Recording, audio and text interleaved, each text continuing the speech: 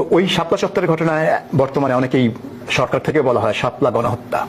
Human rights watch বলছে 58 জন মারা গেছে, অধিকার বলছে 61 জন মারা গেছে, তারা তালিকা দিচ্ছে।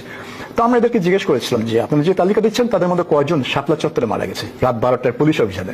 তারা একটা নামও দিতে পারেনি। ওই রাতে আমাদের সংবাদদাতা কাদির কল্লোল শাপলা চত্বরে ছিলেন রাত 12টা থেকে ভোর 4টা পর্যন্ত, এবং আমি লন্ডন থেকে সার্বক্ষণিক তার সাথে টেলিফোনে যোগাযোগ রাখছিলাম। কারণ আমি বিভিন্ন সামাজিক মাধ্যমে, বিশেষ করে টুইটারে আমি দেখছিলাম যে অনেকে পোস্ট করছে যে 100 মারা গেছে, 200 মারা গেছে, 500 মারা গেছে, লাশ নিয়ে যাচ্ছে, রাস্তা ধুয়ে ফেলছে, ইত্যাদি ইত্যাদি। তো আমি তাকে বারবার ফোন করে বলছিলাম যে আপনি কি দেখছেন, খেয়াল রাখেন, এরকম রিপোর্ট আসছে, আপনি কিছু দেখছেন কিনা এরকম। তো সে বললো যে না, এখানে কোনো লাইভ ফায়ারিং হয়নি, এবং এখানে কেউ মারা গেছে বলে আমি দেখিনি, কোনো দেওয়ালে কোনো গুলির চিহ্ন নেই, রাস্তায় কোনো রক্তের চিহ্ন নেই, আমি তো এখানে পুলিশ অভিযানের শুরুর আগে থেকেই আছে এখানে।